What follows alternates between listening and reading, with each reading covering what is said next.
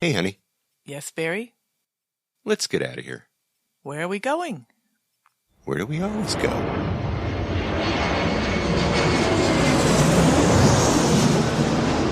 Fascina el viento, este ritmo de palmas, sin ti naturaleza, hasta encontrar la playa. Por eso grito al mundo, yo soy de Puerto Vallarta. Samba de Puerto Vallarta, noche de arrullo en el mar. Samba de Puerto Vallarta. Hello, fellow travelers, and welcome to this episode of the Puerto Vallarta Travel Show. I'm your host, Barry Kempson. I'm just so happy to be introducing you to my favorite vacation destination. Hey, it's even yours, and that's Puerto Vallarta, Mexico. That music you're listening to is performed by Alberto Perez, and Alberto is the owner of the Lapa Lapa group of restaurants. Those are the Lapa Lapa, Puerto Vallarta's oldest restaurant on the famous Los Muertos Beach, and the El Dorado Restaurant and Beach Club right next door. So you can enjoy that fantastic view of the Los Muertos Pier, all lit up at night in beautiful colors, or during the day in its grand splendor for breakfast, lunch, or dinner, seated with your toes in the sand right at the water's edge. It's so romantic. It's so Puerto Vallarta, my friends. This week we're going to go back a couple months. We're going to go to a meet and greet that we had on the rooftop of the Hotel Las Palomas at La Traviata, which is a restaurant in the Cinco de Diciembre neighborhood of Puerto Vallarta. It was a digital nomad meet and greet that ended up being a two-parter. The first part was three listeners, Carol and Michael's wife, Becky. Then, as we were wrapping things up, we actually had two digital nomads show up. So I interviewed Sergio and Miles. So we're going to get a two-parter to this meet and greet coming up. But before we get to all these fine folks, let's see what's happening this week in Puerto Vallarta, because I just got back. Let's find out what's happening the 25th of May, 2021. All right, just like I said, I just got back actually a week ago from a 10-day visit to Paradise to Puerto Vallarta. This is now my fourth trip since Mexico reopened to tourism back in June of 2020. My first trip back, if you'll remember, was in August of 2020. The flight was about a third full. I flew Delta. Then again, in November, I came back, November of 2020. The flight was about halfway full. Then I came back just a couple months later in January of 2021. The flight was basically full with the exception of the center seat, which was still open. And now in May of 2021, my last flight from Los Angeles to Puerto Vallarta was absolutely full. No more center row open in the Delta airplane. The flight was absolutely packed. It was a 737-800. It had 150 passengers on board, and it was great. The check-in basically was the same as it has always been. I did it online first, and they ask you several questions. They ask if you had felt sick, if you had been around people who were sick, and if you promised to wear a face mask during the flight. Now, remember, flying out of the United States into Mexico, you are not required to have any kind of a test or vaccination for that matter. They do require you have a passport, right? We know about that, but again, no negative test to enter into Mexico. You do, however, have to take a test if you are returning to the United States or to Canada, for that matter. If you return to the U.S., you should be, we've talked about this, you should be taking the antigen test. And if you're returning to Canada, you actually are required they won't let you take the antigen. They will only let you take the PCR test. And then, of course, they have you shelter in place and, take another test. And you Canadians are so screwed. I'm really sorry about that. Actually, I have an article for you Canadians coming up. Hopefully I won't forget that. Coming up in a few minutes. Now, I'm going to tell you how things went for me, because of course, I was returning to the United States. And so we'll talk a little bit about how this was in just a few minutes. But actually, when I arrived in Puerto Vallarta this time, as we all got off the plane and exited through the jet bridge, that is actually where the line began for immigration. I have never seen the line so long. I got right off the plane and right into a line, and it was about an hour long.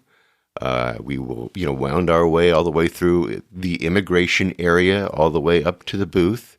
There were only like 2 booths open when we first got there. I think there were probably 3 or 4 planes that all arrived at the same time.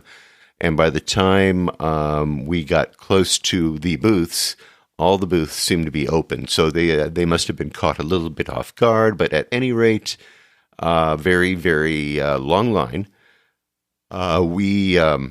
We were asked to do a lot of scanning of QR codes. So you're going to find that you are going to need to do some online filling out of forms. These QR codes will take you to certain websites where you will be asked to, fill in your name and your address and all the other good stuff. And you'll be finding that. So make sure that you have a QR code reader on your phone when you arrive. Now, I remember that they were also using a temperature gun when we were going in, and they also had one of these thermal imaging cameras set up as well as we were walking into that immigration area. And then after we passed through immigration, another half hour or so to get the luggage and get through customs, I had a green light, so didn't have to unpack my toilet seat or any of the other goodies, the licorice or the taco seasoning. I didn't have to do any of that stuff. Kind of floated right through there, and I opted for a airport taxi. And I called the gal that was supposed to meet me over at my Airbnb over in the Cinco de Diciembre neighborhood. And unfortunately for me, because it took an extra hour and a half, she had just sat down with her family for a little dinner, and she had actually waited for me. But I was tied up at the airport. She was eating, and anyway, I just give me the code of the key box, because I know they have the key box sitting there on the door of this particular condo, and then it'll be cool. I'll let myself in. I've already been there before, and so she was all in on that. And of course, it was Mother's Day. It was actually the day before Mother's Day, so she was busy. I didn't want to bother her, so that was cool. Across the street from the condo is Menyo's place. I think I've talked to you a little bit about this Airbnb that I've stayed at.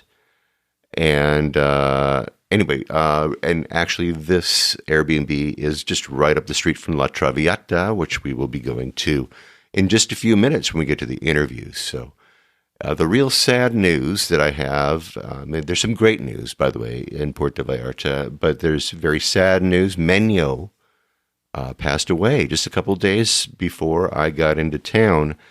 It was just like one of these cancer moments, He was such a nice man.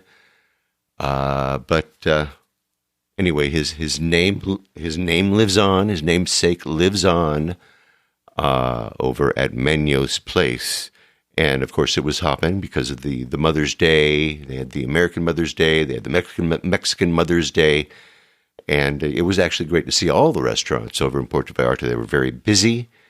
But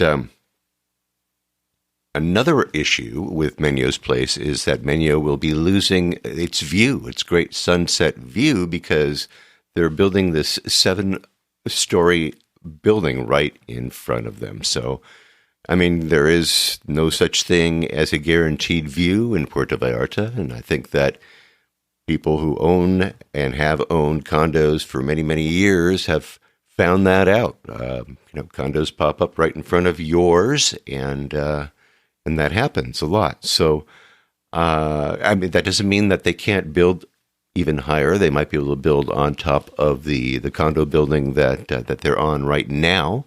So they might be able to peek up over the impending building, but who knows? Who knows? Anyway, don't forget while you are in town to make sure that you visit Nena and eat at Menos. It's delicious food. Even if the view is going to be a little bit obscured, great food. Anyway, I like staying in that neighborhood except for one little thing. They're doing so much building over there. I mean, it's almost like being in the romantic zone. That's one of the reasons that I stopped staying in the romantic zone at the Airbnbs, is because there was just so much hammering and pounding and grinding and all that stuff. And, well, it's happening now in Cinco de Diciembre. But, that's progress. That's just the way things are going. But, they're just picking off these itty-bitty little buildings, and they're putting up, like little 3-story and 4-story little condos in their place. So this is what's happening up in Cinco de Diciembre. I like the area, okay, because, it's got a great vibe. It's got some great restaurants. The taco carts are really good. And it's easy to catch a bus north or south from that area. So I really, really enjoy staying in that area. And, it's right above Camarones Beach. So it's a nice area. But anyway, c'est la vie. It's what's happening all over. It's just progress. When I arrived in Puerto Vallarta, it was hot and it is humid, and the mountains and the hillsides are very dry. There's a lot of brush that is just ready to catch fire if we don't get some rain, which will be coming soon. But there were actually some fires that were burning when I arrived. They're up in the mountains, up above Vallarta, up in the around the Canopy River area. And news reports are that there were suspected firebugs up there that were actually setting the fires. They were deliberately set, and so that's kind of a shame. The first couple days I was there, it was a bit smoky in the mornings, and there was some soot falling from the air. But over a couple of days after that, things kind of cleared up. As far as masking was concerned around town, I would say that about 50% of the people that I observed, both tourists and locals, were wearing masks. So it was about 50-50.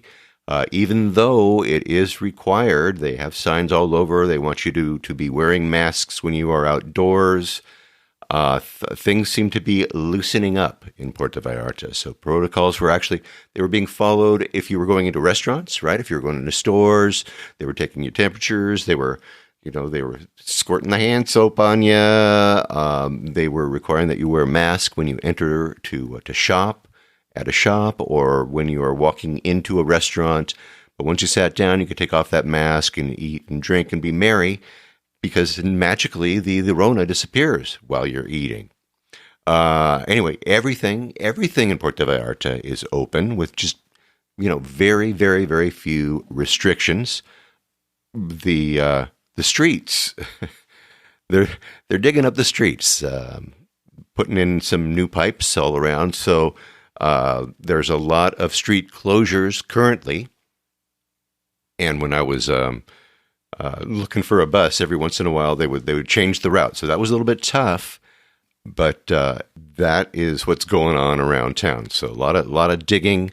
Lots of business owners that I spoke with are sounding very, very hopeful.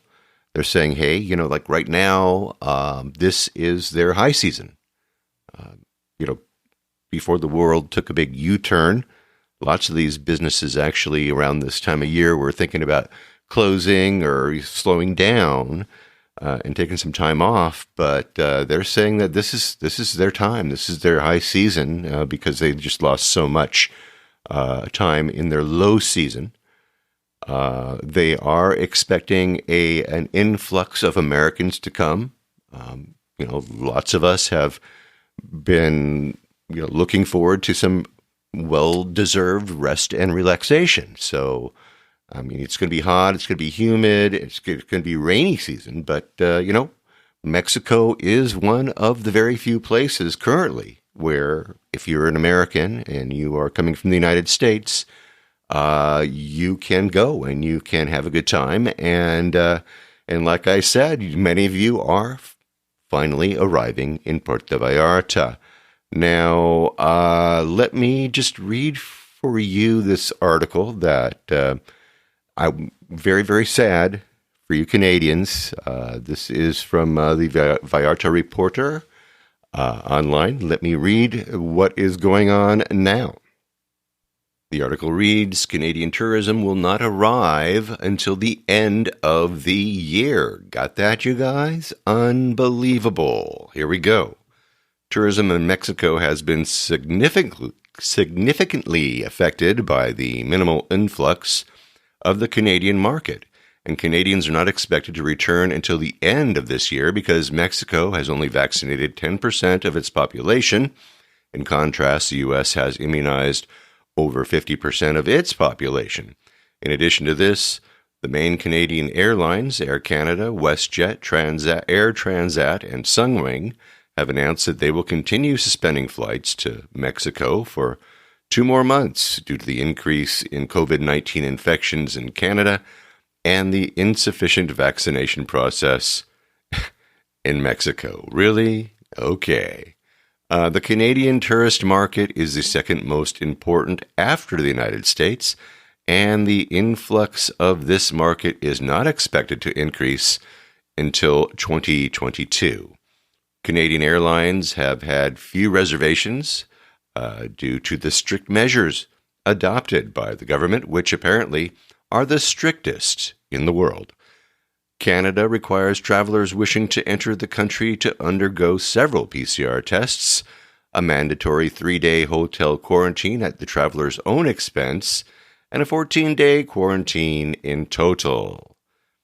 Air Canada recently announced that tickets purchased online or through an official travel agent would be refunded to all customers who had purchased a non-refundable ticket with travel dates on or after February 1st, 2020. Moreover, the company's new COVID-19 refund policy covers Air Canada vacation tickets and packages purchased before April 13th, 2021 for flights canceled by the airline or by customers for any reason, as announced in a statement.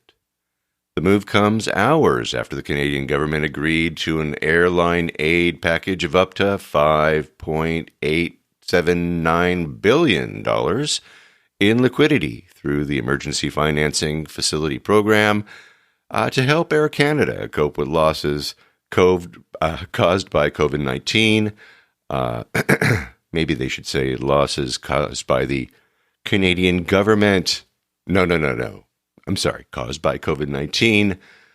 Lucille Gilamet, Air Canada's Executive Vice President and Chief Commercial Officer, noted that this benefit can be claimed by the customer through an online reimbursement request or through a travel agent. We are committed to processing refunds as quickly as possible, she said. Isn't that great? Well, I'm really sorry, Canada. I'm really, really sorry. Anyhow, hey, listen, I was very, very, very surprised to see and very, very happy to see a bunch of listeners. A bunch of you listeners were all there. You were all there in May, for goodness sake. Marty and Janine were there. Sharon Reynolds was there with Mr. Bill. The PV Kid, Jeff Musto was there. Sherry and Ray from Kenosha, they were there. I even got a call from my electrician. He showed up in Puerto Vallarta. He calls me up from the pier. He says, hey, where do I go to dinner, Barry? So anyway, it was great to see so many people. So many of you just came out and were there in Puerto Vallarta, living, among the living. It was great. So good for you all. Good for you. Anyway, like I said, they are tearing up entire blocks of the downtown area and the Zona Romantica and in Cinco de Diciembre, everywhere. They're burying all kinds of pipes. And so we got some fingers crossed that they're going to get that all done by the time the rainy season starts. The rainfall should start in less than a month, around the middle of June. So anyway, speaking of all the listeners that are in town, all of you, all those people that I mentioned, we all got together over at Nacho Daddy for JR's new meet and greet location over there. We had a great time. There was some great food. And remember that JR will be there over at Nacho Daddy as his new place now, where he does his meet and greets Tuesdays from 6:30 until 7:30 or 8 sometimes, or even till 8:30 if you buy him a drink. Anyway, it's a great spot. It's a great place to have meet and greets, and you're going to be hearing our meet and greet that we had there just a couple weeks ago, and you're going to hear that in about a week. I'm going to bring that to you because it's a lot of fun. We got some great ideas, and it's nice to hear and to see so many of you in town. It was great. Now, this particular time down, this trip for me was very interesting, and a lot of opportunities popped up. I did a lot of relationship building as well as got some terrific interviews. I had some very interesting real estate related opportunities come floating my way, and some communication like local news opportunities floating my way. Very, very interesting. I got together with my friend Polly, and you're gonna really love Polly. She and I will be collaborating, and we're gonna be putting together like a series. Because I get these emails from a lot of listeners, a lot of single ladies who are wondering how to do it, how it's done, what to do, how to plan, and how to make it work. And so she's going to help me with, first of all, we're going to be talking to Polly, and you are going to love her. And you are going to also meet other ladies who have made it, who've come down to Puerto Vallarta and are doing it. They're living the life that they choose to in paradise. So in a couple of weeks, I'm going to have Polly, and you will love her, and that's all I'm going to say. Anyway, before we get to this meet and greet, let me just talk about the testing and how that went and how it went for me. And the returning to the United States part. So as you know, or maybe you don't know, if you are flying into Mexico from the United States, as I said earlier, you are not required to have a COVID test. You're not required to be vaccinated either. This is kind of confusing to some people. My electrician, for example, his girlfriend and he both had no idea that they had to test to fly back into the United States. They figured that they just flash our vaccine card. They were vaccinated and they were good to go, but that is not true. They still needed a proof of a negative test. So a negative antigen test, and we've talked about this. If you are coming to the United States, don't take the PCR test. Take the antigen test. It's cheaper, and it comes back to you faster. Now, you need to take one of these tests if you're flying back. It can be no longer than 72 hours before your flight departs is when this is the window for you to be taking this test. And I've been saying that the best place and the cheapest place to have the test done is at the airport. And that is true unless, of course, it's being done at a resort that you're staying at. A lot of times they're doing it for free. And so, there is that.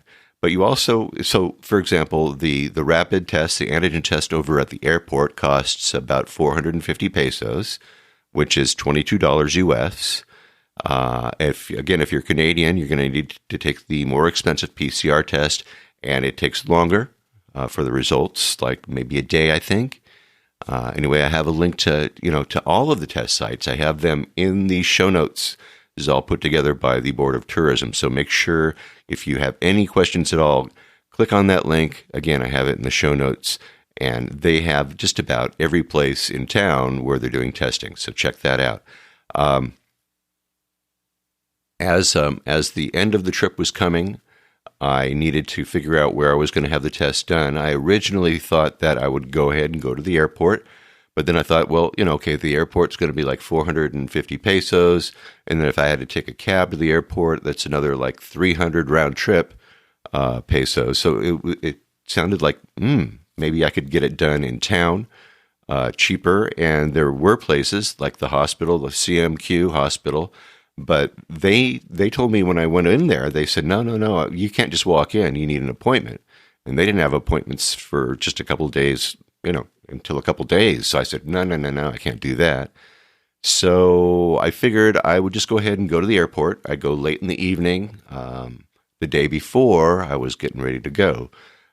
So I called an Uber, which came and picked me up over at my condo. It was about 8 o'clock at night. I figured there were going to be no flights in there. It was going to be really, really quiet by the time I got to the Puerto Vallarta airport. So anyway, he picks me up. He's driving me over to the airport, and he looks at me and he says, so where are you going to the airport for? And I said, well, I'm going to be taking a test. I need to take the COVID test. I'm flying out tomorrow. He looks at me and he starts laughing. He says, there's a little laboratory about 2 blocks from where I picked you up. You could have walked there and it'd have been cheaper, you American, you silly American. So he's looking at me and he's telling me this. I'm going, oh God, just drive me to the airport. But anyway, yeah, there are these, locations, these San Pablo laboratories. There's one over in the Emiliano Zapata neighborhood. And of course, there is one over on Calle Bolivia and San Salvador over in the Cinco de Diciembre neighborhood.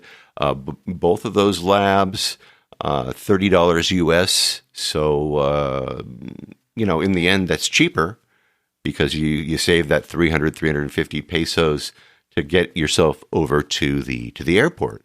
But at any rate, next time I do that, I will check out one of these labs and just see how that works out. Anyway, the driver dropped me off over at the airport, and I walked over to the tents. They got some tents that are set up across from the terminal on the other side of the parking lot. You can see them. They have these tents set up. There was no line. There was just actually, at that time of night, there was just one other person that was ahead of me, and there was a person that was helping check people in line, and then he would direct you to the counter. And then the guy behind the counter or gal behind the counter, very, very helpful. They made sure that I had a good connection on my phone and that I had the right website that I scanned the QR code. Again, QR codes everywhere. Okay, just be ready. They accepted credit cards, so I was able to make my payment without having to pull out cash, which was nice. They took all of my information from my passport. Make sure you have your passport with you. And again, if you are going to be flying out, make sure that you have proof that you are going to be flying out so that they don't charge you extra for the test. So he helped me fill out all that stuff, including, my email address. Then I got in line. If you call that a line, there's a line of one. It was me. It was me. And a lady in a spacesuit, she waves me over. And she unwraps this little proby thing, this little stick, and she stuck it up my nose and twisted it and thanked me very much and told me that the results would come via email in about an hour or so. So right there in Puerto Vallarta, at the Puerto Vallarta airport, I lost my virginity. It was my first COVID test ever. And right up the nose, baby. Anyway, I was pleasantly surprised that it was actually fairly painless and it was fairly easy. And of course, afterwards I grabbed a smoke, if you know what I mean. And In the end, actually, the antigen test took about 45 minutes for them to get the results and into my email box. So by the time I was back at my condo, I had the negative result. And at that point, I took a screenshot of the document right on my phone. So I was able to have that just in case there was no internet connection when I got to the airport the next day. And that's something that you should do. Take screenshots of all of that stuff, of that negative report, so that, because you're going to need to show that to the person who checks you in at the ticket counter when you get to the airport. I found out basically, once again, as I said earlier, that there's a lot of scanning of QR codes and a lot of electronic documents that we had to fill out. And anyway, I have, and like I said, I've got a list of those test places in the show notes. So make sure that you check that out. Now, with all of this said, I just want to let y'all know that travel is back, that the planes are full, that the testing process, even though it's a pain in the butt, it's another step. It can be a little bit confusing. It's not bad. You can do it. You can. Just make the time for it. Don't rush. Don't get yourself in a situation where you need to do this the last minute. Especially if you're traveling in a large group with kids, make sure that you do this at least the day before. And, keep it local if you can. If you don't want to go to the airport, check out one of these laboratories. There are plenty of places to test. Again, if you're staying at a resort, more than likely you're going to be able to take the test right there, either for free or for a small fee. So I don't know how else to say this, but Mexico is open for business. And most of all, Puerto Vallarta is open for business. I have been your guinea pig, right? I've been here 4 times in 1 year. I plan to come again in August. I've flown in full airplanes. I've taken crowded buses. I've done everything imaginable. And I'm here to tell you that it's safe. And if you feel safe, it's time to live life again. All right? So come to Puerto Vallarta. And let's get to the interviews, shall we? Back in January, about 4 months ago, I advertised a digital nomad meet and greet right here on the Puerto Vallarta Travel Show podcast. I also advertised it in our Facebook page. And by the way, I took a few nice videos of some new restaurants that have opened up in Puerto Vallarta. I was looking for some nice rooftop places. And so I do have some of those. If you go to the Puerto Vallarta Travel Show Facebook page, you will see some of those videos. And anyway, back in January, I had advertised this meet and greet for the rooftop over at the Las Palomas Hotel there in a restaurant called La Traviata. Now, as you might imagine, La Traviata is an Italian restaurant, but it also serves a great Mexican-American breakfast and lunch as well. But the dinner fare is mostly Italian. And what I really like is in the afternoon, they have this happy hour. It's a 2-for-1 pizza right there in their open air rooftop thingamajigger there with this killer view. Got a killer view of the city. Beautiful place to watch a sunset right above the bay. And the cool thing was that during this particular meet and greet, we had 2 shifts of interviewees.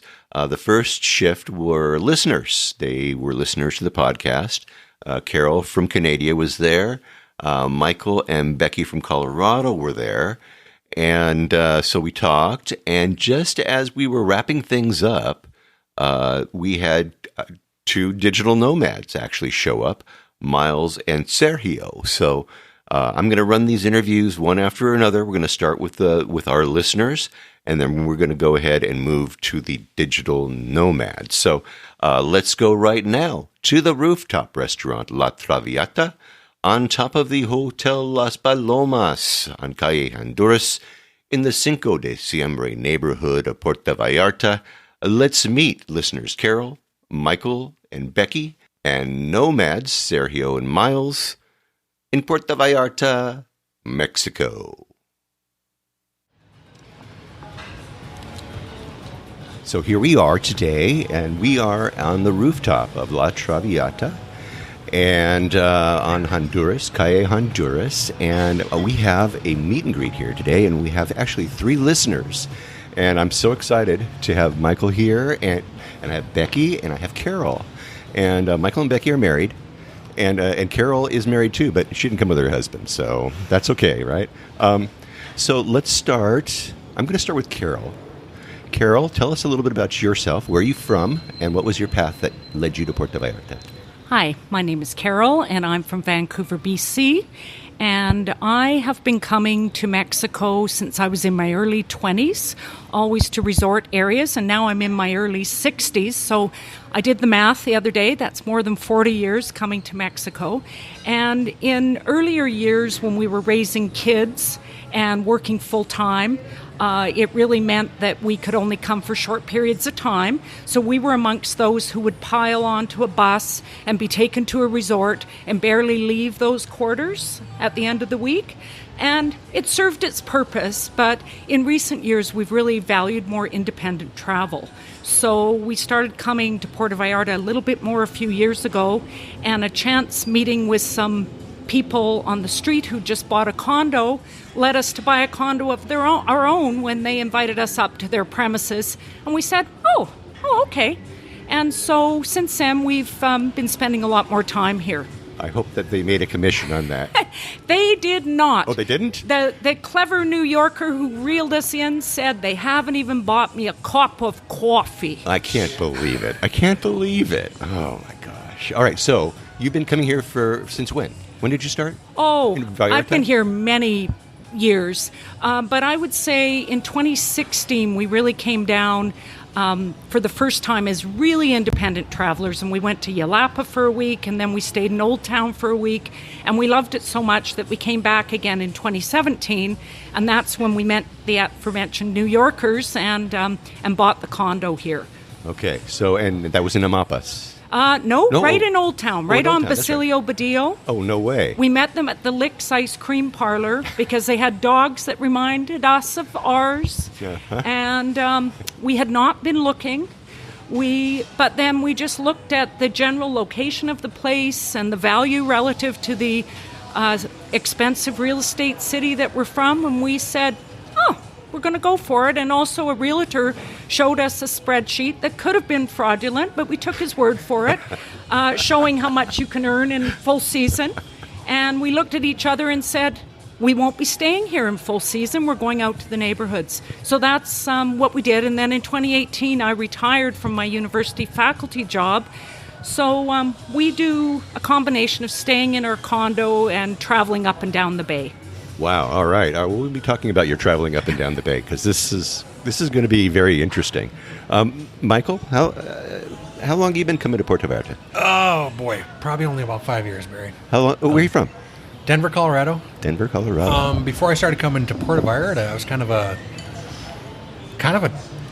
vacation area snob. I wouldn't come to a tourist place like this. I'd just go to Mexico City or all the outskirts of Puerto Vallarta, all through Jalisco. I've driven my car, I think, every state in the whole country, except maybe Baja Sur. And so I've just seen a lot of spots, and I just never thought I'd come to a tourist place. But then the cheap flights got me, so I said, all right, I'm going to start going to Puerto Vallarta. And then, once I started exploring the area, I love it here. It's great. Becky? Well, I'm from Boulder, Colorado, and I started coming here about 3 years ago. And again, just cheap flights, direct 3-hour flight, very easy to get here, and discovered a very nice beach town south of here, and we like to go swim down there rather than in the bay here. Yeah, which beach town is that? That's Punta Perula. Punta Perula. Can you swim at Punta Perula? Oh, yes. Really? Yes. All right, talk to me. Tell me about Punta Perula. Normally, the water's very warm, but this year, with, I think, I don't know, El Nino? COVID or El Yeah, Nino. COVID did it. COVID did it. made the water a little bit cooler, so Yeah. we didn't do much swimming this year. But the beach is very nice. There's no rocks. Waves can get you here and there. But it's a nice place. Where? How do you get there? Normally we take the bus. Yeah. It's about 2.5 hours south of Vallarta. And there's a bus. But I'm sure you could drive there too. Yeah. Right. Well, you could, but you'd have to have a car Exactly. or somebody to drive you. What does the bus cost to take it down to Punta Perula, Michael? Oh, boy. I think if you catch it by the airport, it's $18, but then there's also, it's a Primera Plus bus that Yeah. you can catch on the south side of Puerto Vallarta, right downtown. It's by the Bar Playa, actually. You can get a bus for $17 last year, I think it was. I don't know what it is this year, probably $18. Yeah, it's still cheap. I mean, it's almost nothing. Yeah, Right? it's So, do you make it? Would you do it like for as a 3-day trip, or what would you say? 3-day trip, you could do it. You need more days? Come on, tell me, Becky. If You need at least 3 weeks. Okay. Yes. If you come down here for a week and you spend 2 days of it on a bus, you don't want to No. do that. You want to go straight to the beach. So, but if you're, maybe down for 2 weeks, yeah, then I'd take Yeah. it down for a little 3 or 4 day trip. All right. So they have restaurants. What they got going on down there? What's the Jazz Club Cafe. Jazz Cafe, which is on the north part of the beach, or west part of the beach, I guess, northwest part. Some of the best food I've had in all of Mexico, believe it or not. Best Really? pizzas, best burgers, No Yep. kidding. good breakfast. So Jazz Cafe in Punta Perula. Yep. All right. What else?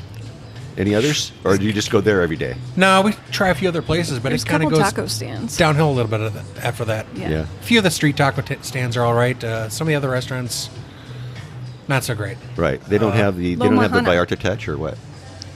They don't have the what? The Vallarta touch? No, they don't. They Yeah. don't. They're not quite as friendly. Oh, but really? I think this is all due with COVID this Yeah. year. So we had some bad experiences. Not bad experiences, just not great experiences. Yeah. Well, I mean, when you That's what say we not expect. friendly, what are you getting? What are they doing to you? Just kind of Don't want to talk to you. don't want to talk to you, and I speak Spanish pretty well. Yeah, your I'm always your friendly to Spanish is people. great, dude. Well, thanks, Mary. Yeah, it's true. I don't know. It's just a little different this year. Interesting. But in years past, no problem, right? No problem. No problem. Everyone's great. It's there's not even there's a half paved road in the whole town. There's hardly anyone there, except for the actual Christmas week, which is kind of busy. So you'd see a ton of people. But after Christmas, you might see literally 10 people on the entire beach, and it's a beach as far as you can see. So it's unbelievable how uncrowded it is. Where do you stay when you go there? What are We get accommodations expensive? No, they're cheap. We get an Airbnb there. It's maybe $27 a night. Oh man, you're a man after my own heart, dude. It's sweet. And then Shoot. there's a bunch of hotels too, but the hotels are about the same price and they aren't nearly as nice. Our Airbnb has a place to cook, so we cook all our own food. Listen to the waves at night. Listen to the waves at night, and we're right on the beach. It's fantastic. So this is just a place to like unwind and get away from the world, right? Yes. So this would be a great place to go if you have COVID, as long as the people. I mean, if during the COVID season, not if you have COVID. During the COVID season, so this is a good place to go if you just want to get away and just unwind and do zero, Yes. right? Because there's no Absolutely. nightclubs. It's No. not sounding like there's nightclubs here. There's not even a bar. There's not Right. even a place to go watch grocery TV store. there. There's nothing. Really? There's some bodegas or whatever, abarrotes. A few of those. You can get beer, which counts, and you can get ice. I don't need a whole lot more. Don't need more than that, right? And of course, the Jazz Cafe or whatever. And the Jazz Cafe, exactly. That's all you need, right?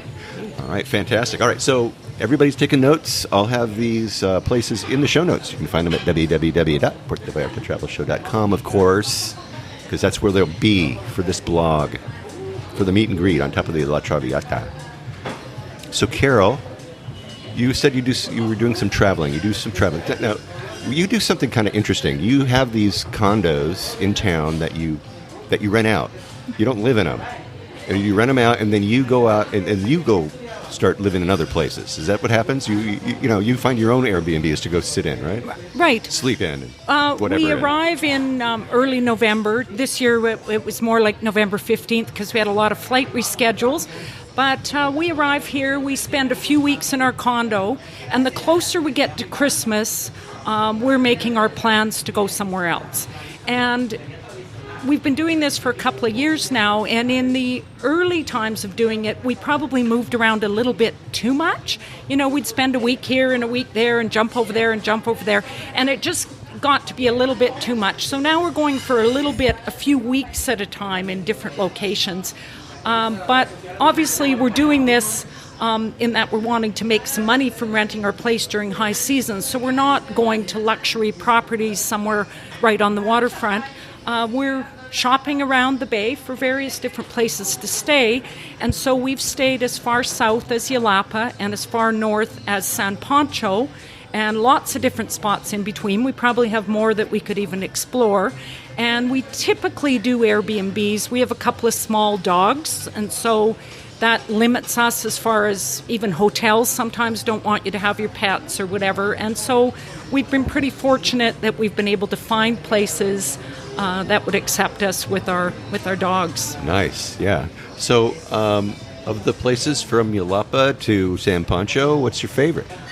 You know what? I guess my main conclusion is that there is something great in every neighborhood.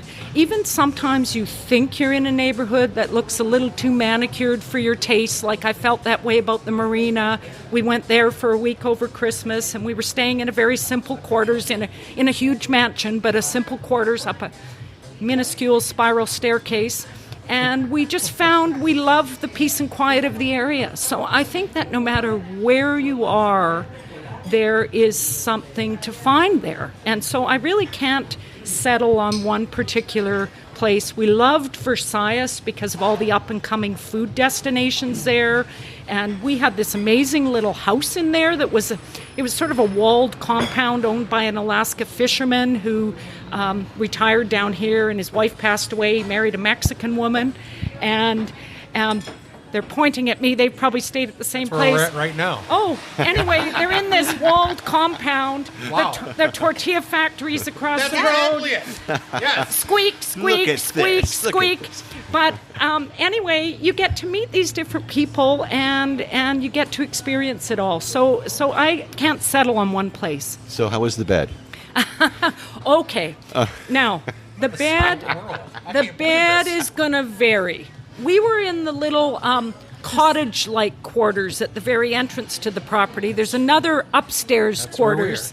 we are, Yeah. But anyway, the beds really do vary depending on where you stay, and you have to be a little bit patient. You have to get used to concrete couches and things like that. Yeah, no doubt. Yeah, no doubt. But generally, we've had a pretty good experience. I mean, I had one situation where a rainy season came last January, and it started raining in the unit, among other challenges, and I had a bit of a showdown with the person who hosted the place, but that's really a rarity. Generally, it's been fine, but you do have to be a flexible traveler. Yeah. It sounds like you are. If you're not a flexible traveler, you can't really make it. You're not going to have any fun. Like, we have a little tote bag of my sharp knife and my little pour-over coffee, things I like, and then it works out perfectly. Cool. So you guys are gobsmacked because you are all, Becky and Michael are sitting there. Wait, That's our place. that's where we're staying. So how do you like the place? I love it. Yeah. Okay, now I'm going to advertise. I'm going to put it in. I'm going to put a link to that in the show notes just so you guys can see what it looks like. It actually has a king-size bed. It does. Yeah, the bed switch. The bed's super nice compared to last time we were there. We laughed when he said, Carol, that you brought a sharp knife because that's what we do when we travel now. Yeah. So we have something to cut stuff with. It's great there. Beautiful gardens. Yep. Wow. Okay. Cool. Who knew?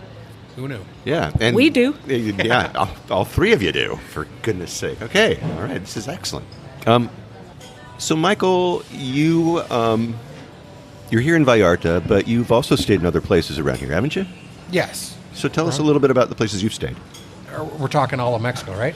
Or just here in like this area? maybe, Like, in the we've got a area, couple hours here? Nayarit and Jalisco. Let's see. I don't know. We spent a week up in Sayulita last year, right before COVID hit, or actually while I was hitting. I actually liked it up there. And again, I was kind of narrow-minded before I started coming down here that I didn't want to do a tourist town. I wasn't going to do it. Hate to say it, I kind of like them now. So, in Puerto Vallarta, we've stayed. PTL. We've stayed. I don't know some of the neighborhoods. They're kind of by Costco. One's right by Costco. There's another Airbnb we found. We're friends with this guy now. He doesn't have the house anymore. He's the one that we kind of meet up in Las Juntas. Uh-huh. Stayed in Tuito for a little bit, like 4 days up there. Really? How was 3 days? that? Where'd you stay? Another Airbnb. Oh, okay. If you're driving south, it was on the left side of the highway, so you had to walk maybe 10, 15 minutes to get into town. Beautiful property, great stars, nice pool. It was a really nice place. Again, So the stars cheap. at night in El Tuito, that's what you're looking at, huh? Oh, loved them. They were great. All right. So what was your favorite, Becky? Probably Punta Pirula. Yeah. She keeps going to Punta Pirula. Yeah, the beach is fantastic, and it's so quiet. There's just no people there, and that's probably the best part. Yeah. Well, for some people, that's true. And then there are other people that want people around them, except for Nell, for example. Anyway.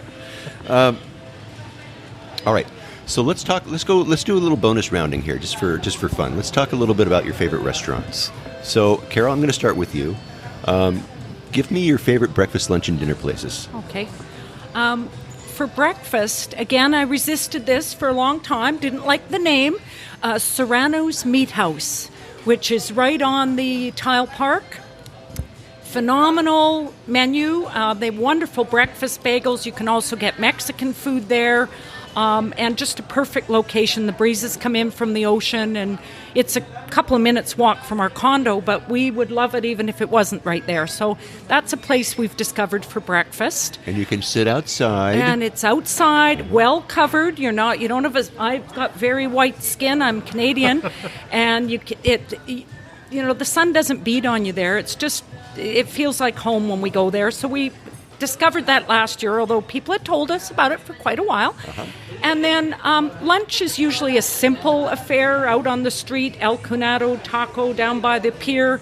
A little place we like for a shrimp burrito is Figueroa's. Oh. Yeah, it's okay. just a little hole in the wall. Which street is that? Just one north of Basilio Badillo. What street is that? Anyway. It's Venustiano Carranza, I believe, right? Yeah. Anyway, it's they win the award for creating a seating area out of two planters, and they just have a little bench running down it, and so a little aqua fresca and a shrimp burrito there is amazing. Yeah. Dinner, I would have to call this an early dinner, and I'd be back in Versailles, and I go to what is the seafood restaurant? It's owned by people from Yalapa. Okay. I can't believe it. I'll come back to it because Okay. you have to know about it. It's really, really good. All right. And It's in Versailles. it's in Versailles, and it's a corner place, outdoor, and it's even got a playground for your children if you happen to have them. And if you don't have them, their children are in the playground. So it's a perfect place to go. It's just very tranquil. And they have a wonderful seafood menu in a tranquil environment to sit. So I would go there. Now that we spend a lot of time in the area, we don't tend to go to the fancier places, although I will admit that my daughter dragged me to the Iguana last February, and it was fantastic. Really? Oh! Tell me. Come on. Oh! Well, they have that huge... Now, the Iguana is that's in Elizabeth Taylor's house is it there. Casa Kimberly? Yes. Okay. Yep. And there's a beautiful picture of Elizabeth Taylor. It's not that I'm a great fan, but when I walked in there, it just, I'm going, this isn't a taco stand. This is beautiful. And they have the full mariachi band. Oh, okay. I'm going to re-record that piece on my favorite restaurant. But they have the full mariachi band. And that plays there, and you're looking out at this beautiful view that you know that Liz and Dick, etc., were looking at. And it was amazing food. Everything about it was amazing, including the price. It was expensive. Yeah, I've heard about that. So, but the view and the experience, was it all worth it to you, Carol? It was, and the food was actually very good. It wasn't a tourist trap. It was a tourist trap, let's face it, but it was a wonderful experience to go there. Yeah. All right. Excellent. All right. Any others? I'm going to go back. Oh, yeah. So my favorite place for a dinner, but it has to be an early dinner because I believe they close at 7 p.m., is called Abulon. And it is a wonderful seafood restaurant in the Versailles area of town. It is a tranquil courtyard restaurant, and they have really beautiful Mexican seafood items on the menu. And just delicious tacos and other things. But there's a whole atmosphere there, and you can even order a slice of yalapa pie for your dessert. Oh, really? If you wish. And so I love that place. It's somewhere we've discovered in the last year, and we go back quite often for lunch in particular. But a late lunch, early dinner would be perfect. Abulon. It's just pie you buy on the beach. Yeah, when you're in Yalapa. When you're in Yalapa, the pie lady. It's the pie lady. It's a lady that walks the beach with a pie on her head. Yeah, that's right. And, every once in a while you find a little strand of hair in it. Could do. Yeah. All right, well, those are all great. And I've never heard of Abulon, so now I got to go check that out while I'm here. So thanks for that. That means I got to take something off my list, though. So that's kind of a bummer, but not really. All right, so I'm going to ask Michael and Becky. Who wants to start? Becky, you want to start? Michael, you want to start?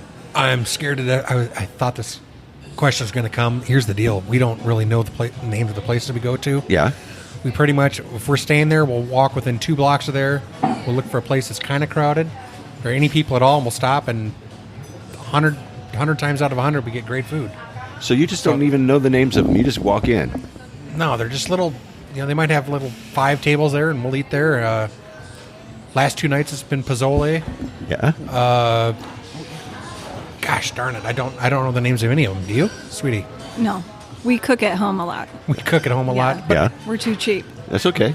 So you're spending a lot of time here, so I understand that. I mean, the place, obviously we know in Perula, we know that place. Here in town, no, we don't know. Yeah. There was that great taco place between Daryl's house, and it's near PTL, and I wish I could remember the name of that place, but that was fantastic. I'm sorry, Barry. I can't help you out on this Don't one. worry. It's okay. It's all right. We have other things to ask you. All right. For sure. If you were going to, Carol, do something here on the Bay, cost was no object. All right? What would you do? I mean, you pamper yourself. What would you do? I'm a simpleton. It never occurs to me to do something that is lavish. Like, I just feel being here is lavish. The sun's out, you can go for walks, you can take in the air, you can experience different things. I literally wouldn't be seeking the best spa or the top-notch restaurant. It's just, maybe because we spend more time here, it's just not how we spend our time. So the whole idea of pampering yourself here just doesn't even enter into it for here. The whole experience is pampering ourselves. Okay, all right. I'm afraid I'm going to get the same answer from Michael and Becky here, or maybe not. What do you think? We're the same as Carol. Yeah? We like to get a cooler of beer and sit on the beach all day. No, but if price are no object, I'd like to go fishing. Oh. I think that'd be pretty fun. Yeah? I'd like to go fishing, maybe take some type of trip on a 4-wheeler or something up in the mountains. There's a bunch of things I'd probably try. Yeah, all right. Just haven't had the chance to. There you go. All right. Very good. If you had a word of advice for a first-time visitor to Puerto Vallarta, Carol, what would it be? Open your mind. There are so many different ways to experience the area. And I do find that people slag each other for their choices. People slag others who go to resorts. They slag people who stay in this area versus that area. And I would just say, keep an open mind. I've stayed in resorts. They've served their purpose for me at the time. We have these condos in Old Town, which are very nice and a little more luxurious compared to how we spend the rest of our time.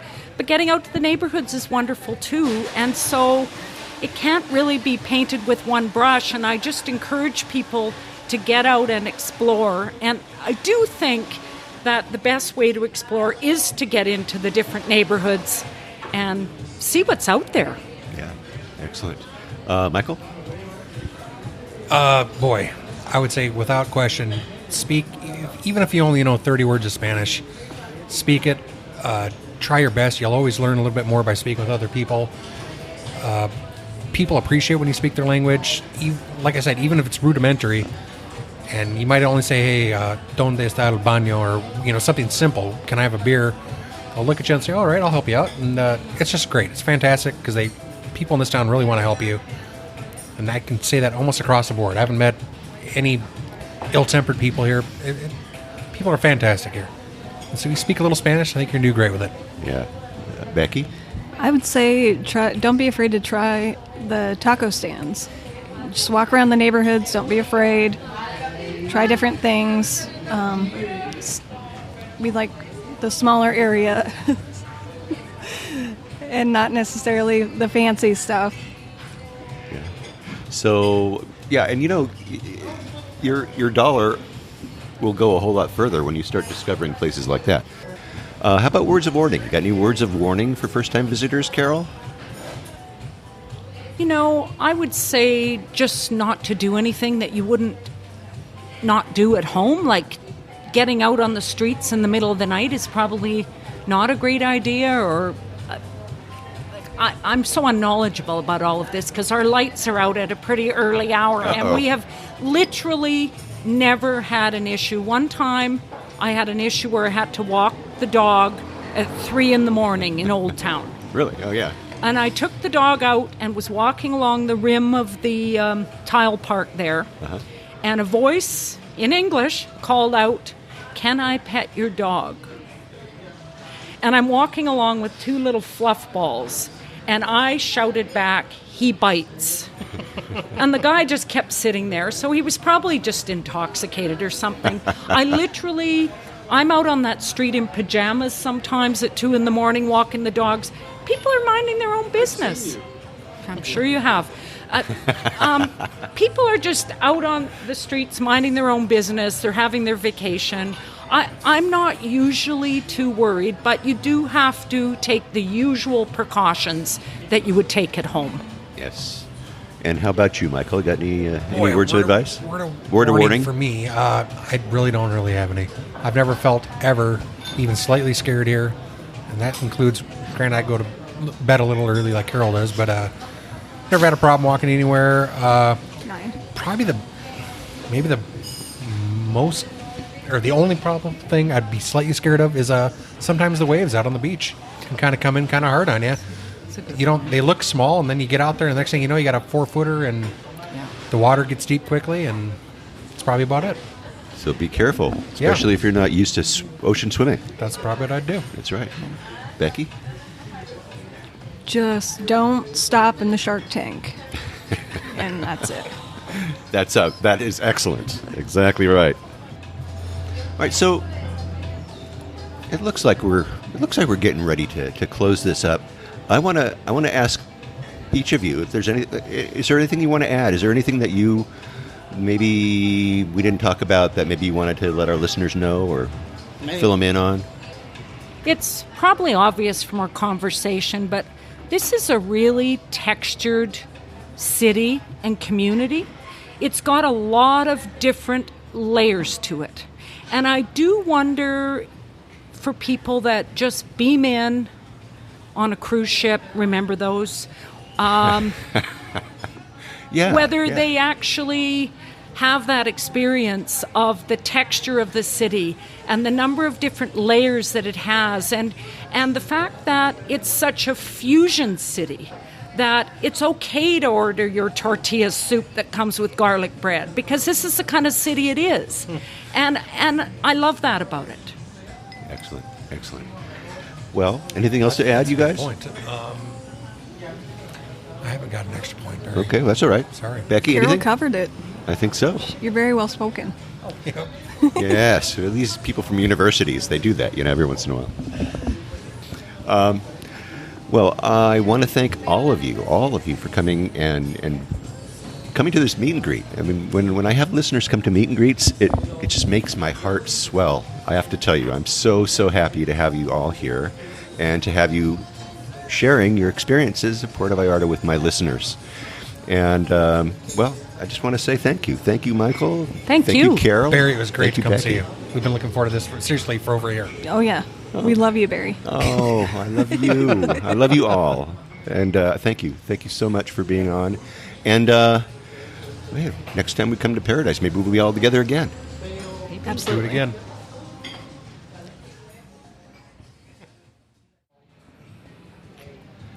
All right, so we have Miles and we have Sergio here today, and they are from the Digital Nomad Group, and I would like to welcome you both here to the podcast. Thanks for coming on the show. Absolutely. Thank you for having us. Let's start with you, Miles. Where are you from, and what was your path that led you to Puerto Vallarta? I am from Portland, Oregon. My parents are actually permanent residents here in Mexico. They live up in Baja California, Mexicali area. I came down to visit them for Thanksgiving, and after spending about a week in Mexico, I had the realization that I didn't have to be in Portland this winter. Yeah. Surprise. And I think I returned back to Portland, and 3 days later, I had already purchased my tickets for Puerto Vallarta. So, Okay, all right. Yeah. So, smart man. Yeah, you made him a good move. Come on down here. yes. Of course, I made sure I went and I did all of my COVID testing. Everything came up negative before both trips, but yes. Yeah, did you? So you tested before. Now, was it necessary, or did you just do it because you wanted to do it? Yes. I read that it was necessary, but nobody actually checked. Nobody looked at it. I made sure that I had it in case. I had it. Just in case. It was just in case. It felt like the decent thing to do anyways. If anybody accosted me for it, I could say it too. Say, hey, look at this. Yes. Yeah, all right. That works for you. Close enough. All right, so you've been here since when? December 10th. Since just a month now. Oh, okay. So what are you doing? What are you doing while you're here? I work remotely for the most part. I do consulting work. I'm a political and PR strategist with local candidates and politicians and PACs up in the Pacific Northwest. I branch out of the area as well, but I'm not really tethered. So I decided to come down here and take my Zoom meetings here instead. So you're able to do everything that you want to do from here? Yes. All right. Now, Absolutely. Your Zoom meetings, you found a place that's got, good internet. Is that what you did, or do you go to other places to do that? I take most of my meetings right at home. My apartment, I rented from Vallarta During. It's a local property management company. They normally do like 6 to 12 month leases, but they were pretty flexible. They gave me vacation 3-month lease. And the internet there has been really great. I take my Zoom calls there. I could pay for faster internet if I wanted to, but I don't need to. It's just fine. You don't need to. What part of town are you living in? I live here in Cinco de Diciembre, just about a block away from Trattoria, where we are here. Yeah. La Trattoria, yeah. Just right here on Calle Bolivia. Oh, right. So you crawled over here. Essentially, I Yeah. didn't even need to. No. Got dressed, walked out the door. Yeah. This is a great neighborhood, and I found actually that internet in Cinco de Diciembre is actually pretty good. It's actually much better than in El Centro. So you found a good spot. I did. I'm quite happy with it. Five blocks away, 5 minutes from the beach as well. So Excellent. All right, Sergio, let's talk to you, man. Where are you from, and what was your path that led you to Puerto Vallarta? Well, the answer is kind of both. My mom. I'm from my mom, and she brought me to Puerto Vallarta. But I'm a dual citizen with Mexico. I was born in San Jose, California. My mom is from a place called Tepatitlan, outside of Guadalajara, and my dad is from Zacatecas, in a little town called Montescoello. And so I got both passports, which is really helpful when I travel as a filmmaker. When I go to other countries, it's a little easier to use the Mexican visa than the American visa sometimes. And I ended up in Puerto Vallarta, coincidentally enough, or ironically enough, through my mother. She tased me on Mother's Day. She tased you? She tased me on Mother's Day last year. Like with a taser? With a real taser, yeah. How did that feel? Shocking. Yeah, it was really striking. I would feel a little betrayed, actually. Your mom did that to you. Was that on purpose or what? What happened? It was... I'm trying to make the story short as possible, but what happened was I own property in Kansas City. I own 10 bars in Kansas City. I had to open 10 bars over the course of my career. 10 or 11, I can't remember. And I was kind of just... I can't cuss, so like flipping off, I don't know. Yeah. I wasn't really doing much. And so after my parents divorced after 42 years, I inherited my mother. So I inherited a teenager that was in her 60s, essentially. And so I gave her the... Is that right? 100. And so I gave her the apartment next door to me in one of my buildings. And I had promised her I was going to go to Mass with her for Mother's Day. And I was just too hungover to go. So she was next door. She came in, and I just didn't want to do it. And so she came back. My sister gave her a taser, and then so she was pretty upset. She tased me, and did you go to church with her? No, I didn't. That's why she tased me. Maybe you. Okay, I'll go. No, if you can imagine all this in Spanish, then what are you doing with your life? Go find a wife. You're going to be 40. Blah blah. And so the plan was to leave me in outside Guadalajara. To get my life together. Because all I was doing in Kansas City was getting drunk and getting arrested. I wasn't really doing much. No, no, you were doing a lot. Yeah. What are you talking about? I did a lot, but not to your parents' standards. Right. I never went to college or nothing. Yeah. And so, I'm paying for the house. Right. So, still not the same argument. You got that going. Yeah, you would think. So we ended up coming here on vacation first, and then for a week. And I ended up meeting my fiance now. The second day I was here, she's from Bolivia, and spent time with her. And I decided just to stay and open a bar. And you opened a bar here in Puerto Vallarta? Yeah, 2 blocks. Yeah, here. What's the name of it? It's got a few names. Okay. The bar over there, or the bar over here. What is it called? Well, the original. So the bar, it's like 40 or 50 years old. That was there, and it's called Bar Imperial. Was the original name. Okay. And so in Mexican law, you can't really change the bar. It's really hard to change the name. It's easier just to keep the name. Okay. But I had opened a brand in Kansas City called Gusto, the Gusto Lounge, about 10 years ago, and it had been in two solid brick and mortar locations and one halfway location. At my friends, they now have a bar called the Lucky Boys, but they had a mechanic shop called the Lucky Boys. And so 2 weeks in between the two locations, it was there, and so it's called the Gusto Lounge on Facebook, but it's called Gusto Imperial, then Imperial Bar. So those are the three. Okay, all right. Well, I'll have links to the bar with 3 names. Yeah, thank you. In the show notes, so you can find it at www.puertovallartatravelshow.com and check it out. And next time you're here, have a drink at Sergio's place. Please, I'll buy you a margarita or a beer if you reference this show. So tell me about the place. So what's it like? What's it like inside? It's just I call it your local dive bar in Puerto Vallarta. Mm-hmm. It's second floor, so it's kind of misleading. Because in Mexico, you don't know what you're going to get if you have to walk into some place that you can't see from the street. Yeah. So I try to. It's definitely a Chiefs bar. I'm a Kansas City guy. So it's definitely a Chiefs bar. Hopefully we do well the Super Bowl. I'm trying to project that out. Okay, good. All right. Yeah, absolutely. Well, you walk upstairs, and my fiance, she's a painter. She painted a beautiful portrait of Marihuel, the goddess of Arcia and of agave. And when you get inside, it's just, you got a free pool table. All the walls are just written with everyone's name that's been there. Phrases. It's just everything you can see is just somebody written on it. I got darts. I got a little Nintendo corner if you want to play Nintendo. Really? That's free too. No way. And then beers are 25 pesos, so it's like $1 US, and margaritas are 30.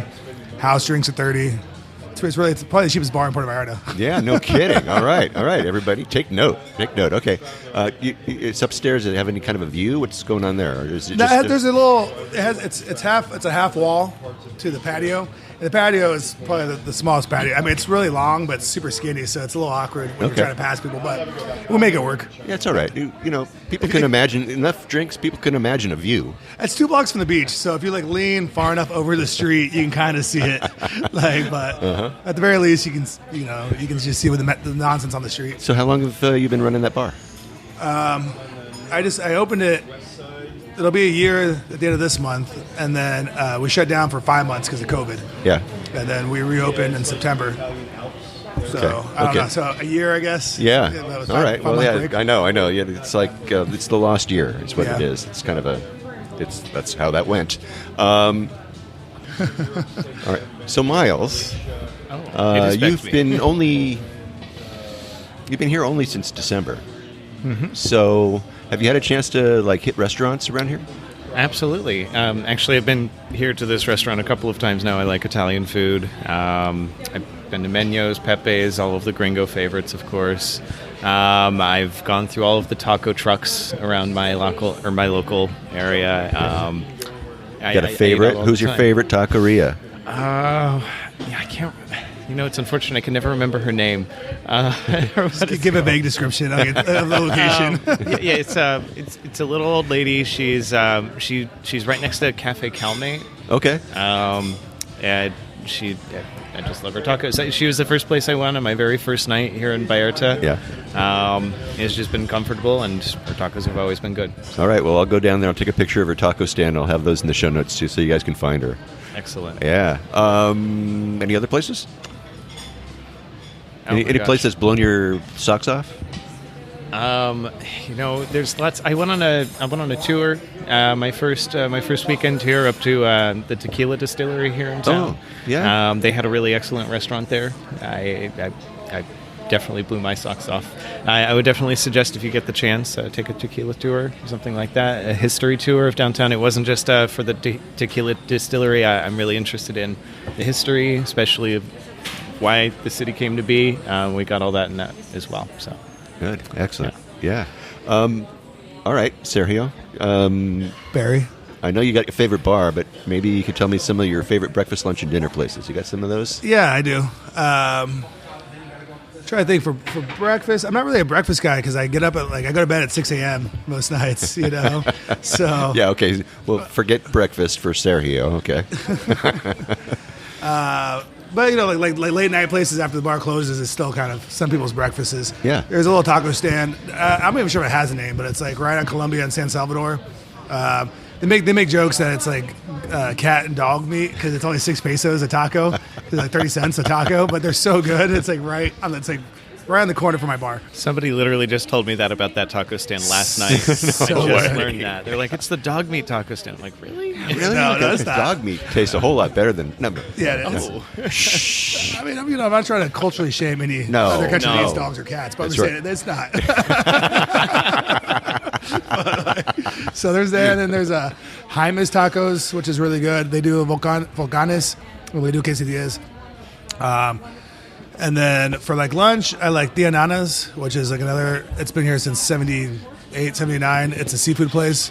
La Lambada is another good seafood place. It's first stand. For dinner, I like the Barracuda because it's right on the beach. I like the Blue Shrimp. I like a place called Merida, which is really good. It's in the romantic zone. La Cliff is a little, in my opinion, it's really good, but if you want to pay for it, it's worth it for the view. Yeah. It's a lot of the way, but it's a little expensive. But the rest of the places I mentioned are really, really, from 30 cents to $10 a plate, $15 a plate. Yeah. Yeah. Wow. All right. So those are all great places.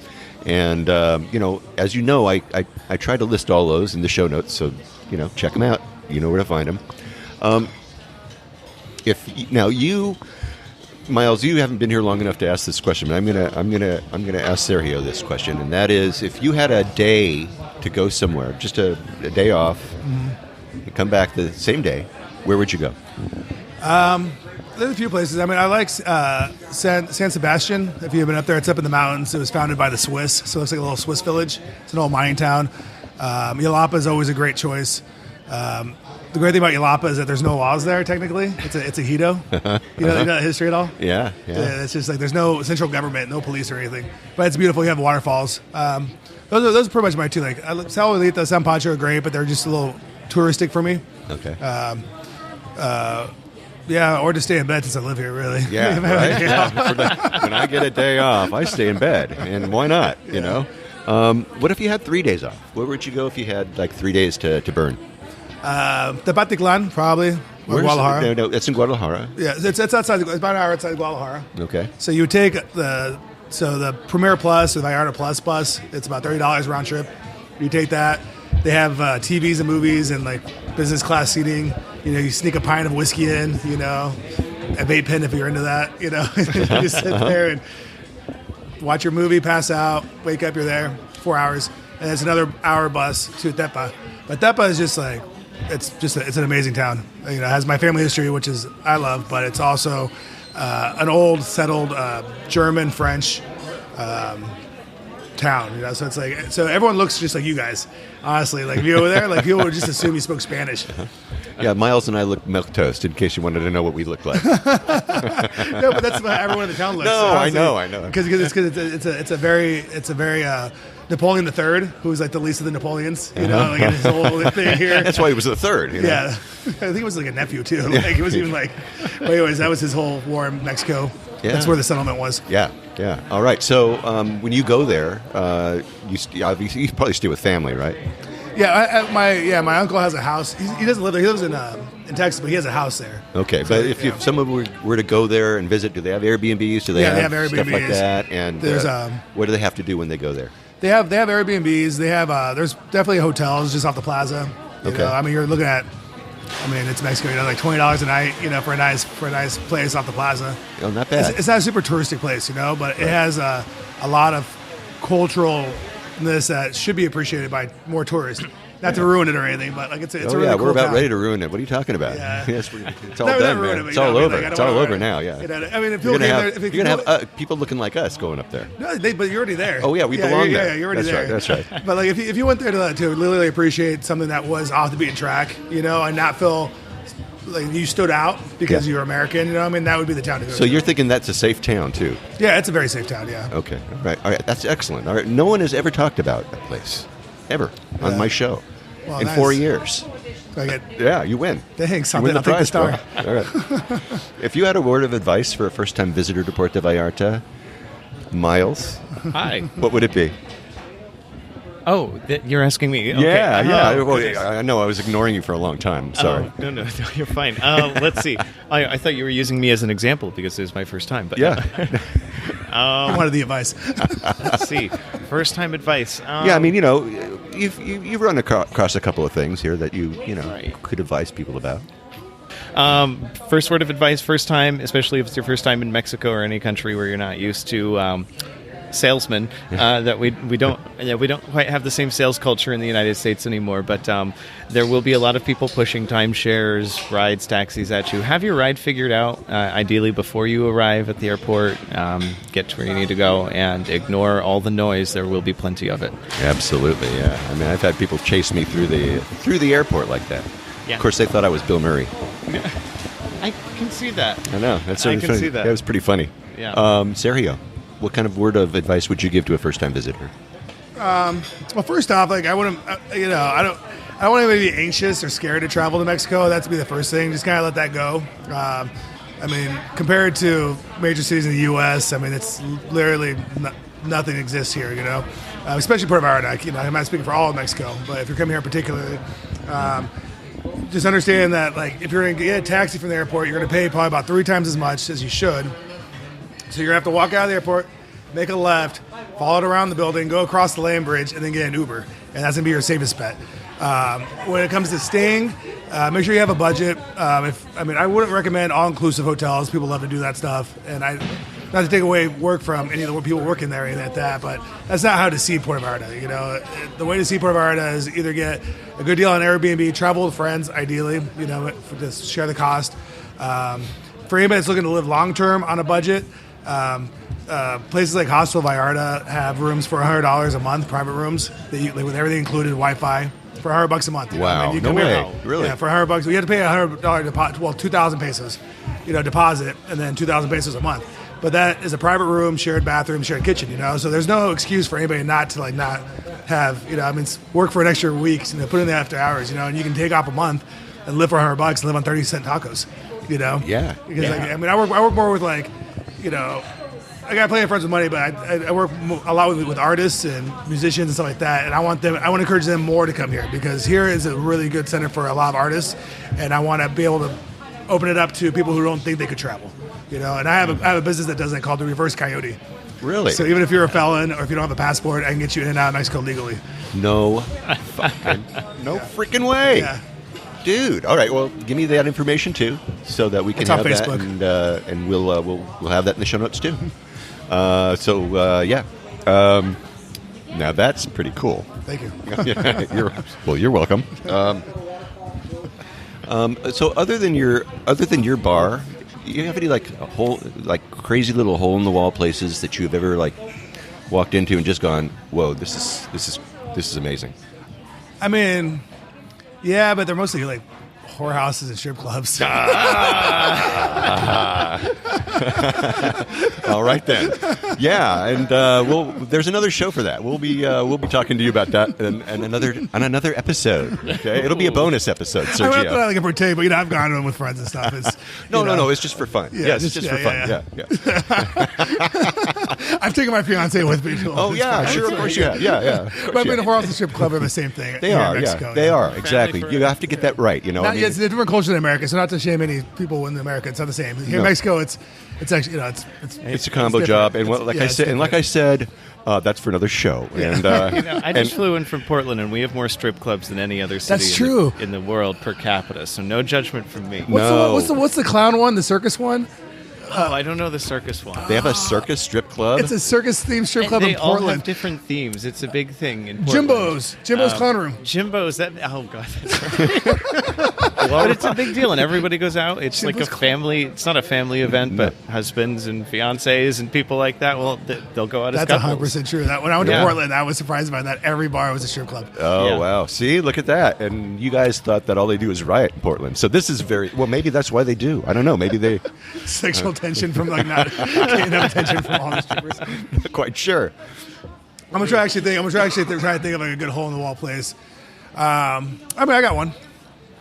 If you want good crafted cocktails, my friends, they just opened a bar called Barcito right off of Centro. Mm-hmm. It's 2 blocks off of the main drag in Centro. Barcito, Barcito.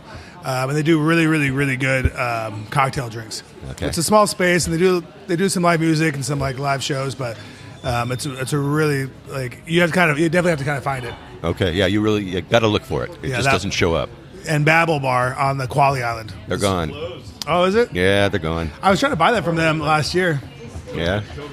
Yeah, they just went straight to they went to Tuito. Yeah, they're up in El Tuito now. Yeah, selling over there. They got an Airbnb. I only know half the story then. Yeah. Then we'll take that one out. Okay. Well, there's a place right by Babel Bar that's right behind it. It's a cool little hole in the wall place. I don't know the name of it, but the owner's really, really cool. It's right close to that. It's on the island? Right where the cultural square is. Yeah. It's the first bar closest to it. Okay. I don't know what it's called, but it's Roma?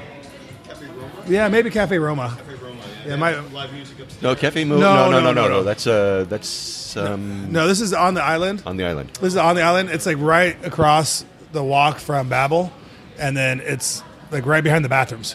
That's right off that little square, the cultural square where you have all the artist stuff. I don't know what it's called though. Well, I'll figure it out, and I'll put it in the show notes too. Yeah, they're good. They're good there too. Excellent. All right, cool.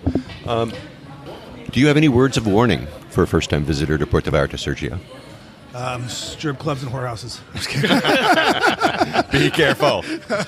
No, my words of warning for anybody in Puerto Vallarta is, just the same kind of stuff you would have in Detroit or Chicago or Kansas City or New York, anywhere, is, make sure you don't carry too much on you, make sure you're aware where your phone is. But for the most part, it's just, it's not even as bad as those cities I mentioned, Yeah. But you gotta watch yourself, don't get too drunk, don't be too aggressive with people, I'm not sure if that's something you do when you're drunk or something who you are. Yeah. You have to be a little more humble. You're in a different country. Yeah. Just be respectful of people. If as much as you can learn just simple phrases in Spanish, it goes a long way. If you can say "Cómo se dice," which is what is this? How do you say? "Cómo se dice," how do you say? And point at something, or always say good morning, good afternoon, good night, buenos dias, buenas tardes, buenas noches to anybody you're walking past. It's just, you want to ingrain yourself into society as well as you can. Yeah. You know, and just know that you're not bringing America with you. You know, that you're in a different place as an American, and not that everyone will see you as an American, but you definitely want to make the line a little more blurred, that that you respect where you're at and the person you're talking with, you know, and don't tip too much, really, because it kind of messes up the economy. Yeah, and don't really? pay too much for stuff, you know.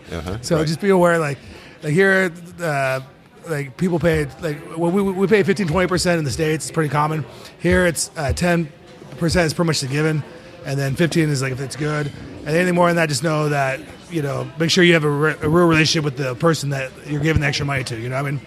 That way, everyone ups their game to that person's level, you know. But if you're just getting basic service, 10% is fine. 15% if it's a little above, and then anything above that, just make sure you give it to the right person. Yeah, excellent. Well, that's great advice. Yeah, absolutely. So, Miles, how long are you planning on staying in Puerto Vallarta? I'm planning on being here through March 10th. Yeah. When your lease runs out. That's when my lease runs out, right. That might not be the end. I could extend my plane ticket. I haven't decided quite yet. Yeah. I got 3 bedrooms. Yeah. Really? Yeah. I just have to find another place after my lease runs out. Yeah, there you go. That's how you do it. That's how you do it around here. Exactly. So let's talk about that, Sergio. You know, if someone was coming down here and they wanted to live here for maybe 6 months and stuff like that, they want to rent a place. What do you suggest they do? You suggest they come get some boots on the ground first, and then once they do that, what should they do? Like I said, it's I mean, to get a hostel for a night, you know, you're looking at $10-15, you know. I mean, and you can get an Airbnb for $20 depending on the season, you know, like your own place. But at the end of the day, it's still $600 a month, you know, and that's probably 2-3 times as much as, you know, that you should be paying. You can find places here in Centro and Cinco de Diciembre. I mean, you can get a 1-bedroom, all furnished, everything included. You know, I've seen them go for less than $200 a month. You know what I mean? On a monthly term. Yeah. You know. What I would recommend is if somebody's really looking at just at least, you know, giving themselves a brain break, you know, or getting away from whatever drama, you have a little money saved up. Because I mean, and people live. I mean, the minimum wage here is $7.50 a day. You know, $7. You know, a day. You know, that's what people are living on in Mexican minimum wage. And so I mean, it's just crazy what you can do here if you do it smartly. You know, I mean, so if people are complaining about the stresses of capitalism and all this stuff, and you just have a little bit, you can come here with, you know, say a few $1,000s, you know, 2 or 3, and you can live 6 months. You know, I mean, if you're eting 30-cent peso tacos, you got to go for the dog. You're paying $100 $100 a month for something. Taco, yeah. So I would recommend that, you know, you come here, you get one, you know, you just rent a room, you know, for $10-15 a night, or you rent out the month, and then there's a paper called Mano a Mano, which is where most of that's the kind of locals paper where you can find the best deals. I would stay away from. I mean, if you're on a budget, if you have the money, go to the little firms that do that, you know, because they'll give you they'll give you beautiful places. You know, I mean, you're gonna pay for it, but in comparison, it's worth it if you're coming from like Venice or LA or, you know, some of these bigger markets. But if you're like coming from a small town, say you're in Iowa and you want to like spend 6 months in Mexico, I would get a month at the hostel and find a place for 5 months for, you know, $200 or less a month, $300, you know, less a month, and live well, you know, live really, really well. Right. You know, if you have a $600 a month budget, you know, $500 a month budget for those 6 months. You can do it. Yeah, you can do it. You can. Absolutely. Reverse Coyote on Facebook. Yeah, Reverse Coyote. Well, and I don't think it really hurts either to maybe spend a week exploring and figuring out where exactly you want to live in Vallarta. I jumped the gun a little bit. I found a rental, a 3-month rental before I even arrived. I signed up for it, and I'm more than happy with it. It's a deal compared to what I pay for in a big West Coast city in the United States, but it would have been nice to explore. I'm perfectly happy, but I think you should. I agree with that. I think if you can afford 2 round trip tickets, you know, you know, like if you can afford like a week, because the thing is, your first trip for a week is going to spend you're going to spend about as much as you are for like, you know, 2 months at the end of the day. Yeah, you know what I mean. So it kind of goes both ways. If you can afford that, then do it. But if not, you know, get a place for a couple weeks for $10 a night, you know, and just stay, figure it out. Right. Before I say goodbye to you guys today, first of all, give me a pitch about both your Facebook website and once again about your bar. So my bar on Facebook you can find it as the Gusto Lounge. On Google Maps, I think it's the Gusto Lounge, but I call it Gusto Imperial because it's an Imperial bar. And then I have the Reverse Coyote, which helps the felons and people that can't get passports in and out of the States and resettle, all that stuff. Also on Facebook. I'm also a filmmaker, so if you just look up Sergio, middle initial D, last name Acosta, and you want to stream any of my movies, I think I get a nickel anytime it gets streamed. Right, So- all right. What movies, any that we'll recognize? I produced 7. I had 3 premieres at Cannes, at the Film Festival Market in France. And so like Runaways, Exploring Love, Sanctioned to Die, I think it's called Blood Game now. Some French company bought it. Hollywood Tale, Jamie, I don't know, a few other ones. A couple of them. Wow. All right. A talented man right in front of me here. What do you know? Trying. All right. Well, good. All right. We're going to have all that in the show notes. So thank you. And Miles, you got anything you want to add before we say goodbye today? I don't. You know? Great. Yes, thank you. What'd you put your PAX? What was that? Your PAX in Oregon.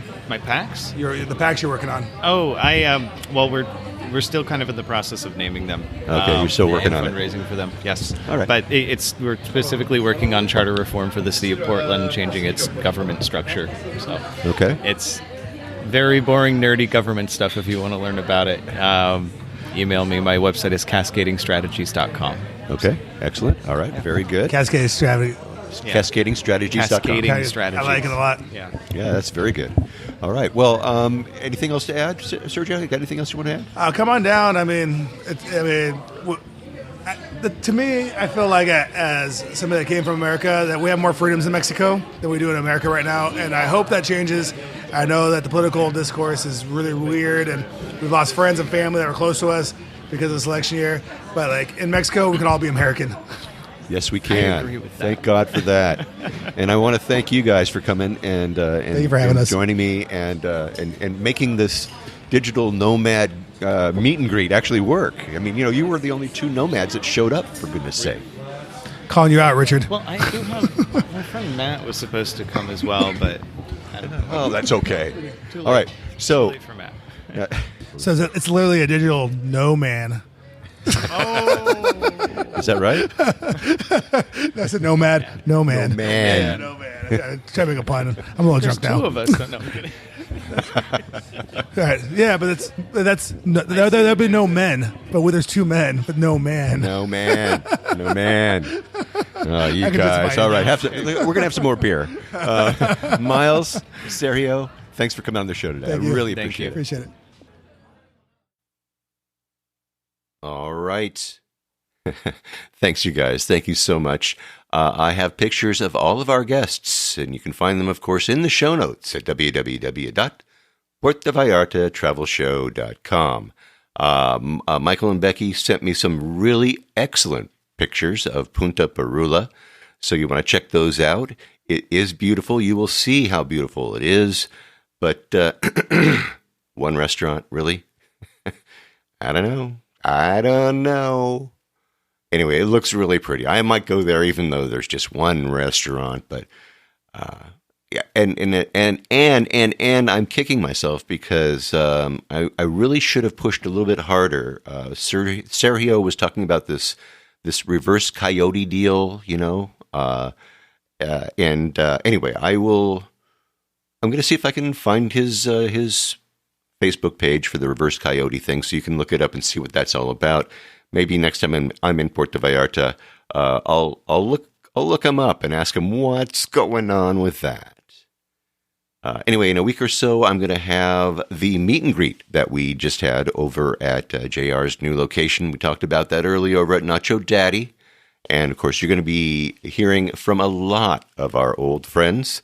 They were all there. They joined in. And so I am really looking forward to bringing you the latest meet and greet just from a couple of weeks ago rather than, 4 months ago. Why not? Just keep it a little bit more current. At any rate, that should do it for this week. Next week, stay tuned for more on-the-ground reports from Puerto Vallarta, Mexico, with travel tips, great restaurant and excursion ideas, and more. But until then, remember that this is an interactive show where I depend on your questions and your suggestions about all things Puerto Vallarta. If you think of something that I should be talking about, well, please reach out to me by clicking on the Contact Us tab and sending us your message. And remember, if you're considering booking any type of tour while you're in Puerto Vallarta, you must go to vallartainfo.com, that's JR's website, and reserve your tour right through him, right from his website. Remember, this is a value-for-value proposition, my friends. His experience and on-the-ground knowledge of everything Puerto Vallarta in exchange for your making a purchase of a tour that you would do anyway. You're just doing it through him as a way of saying thank you. Thanks, JR, for being our guide. It costs no more than if you were going to use someone else, so just do it, really. And when you do take one of these tours, email me about your experiences. Maybe you can come on board and share with others what you liked or didn't like about the tour. Again, contact me by clicking on the Contact Us tab and send off a message. And don't forget, JR's got his maps, his DIY tours, his revitalized happy hour board, and more. And I have links to all of those in the show notes. And once again, if you like this podcast, please take the time and like and follow and give me a good review, if you would, wherever you happen to be listening to this show. Or you know what? Share it with a friend. That way we can get the word out to more and more people about the magic of this place, Puerto Vallarta, Mexico. Remember, I made it easy for you to do just that with each episode I create. But if you haven't been to my website, shame on you. Why not? I mean, you really need to go there. Have a look. I've got links to the places that we talk about. I have interesting pictures and more right there in the blog post and in the show notes for each episode of the show. So check them out for sure if you haven't already. All right? All right. All right. Well, thank you to Carol and Michael and Becky, Miles and Sergio. Thank you. Thank you. Thank you. Thanks for joining us, you know, for that hot pizza and that cold beer. I really enjoy meeting all of you. It means just so much to me that you all came. And thanks to all of you for listening all the way through this episode of the Puerto Vallarta Travel Show. When you're in town, you gotta come join us at a meet and greet. This is Barry Kessler, and I'm signing off with a wish for you to slow down, be kind, and live the Vallarta lifestyle.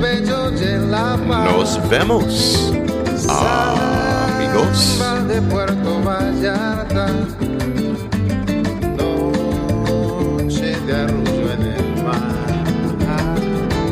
samba de Puerto Vallarta, noche de amor junto al mar.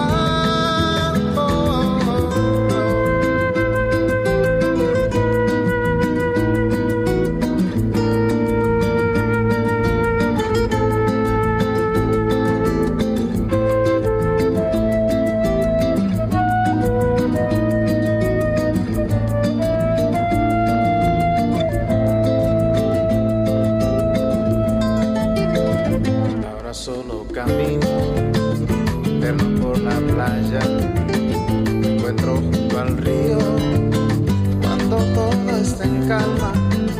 Pronto cae la noche, me brillas Puerto Vallarta.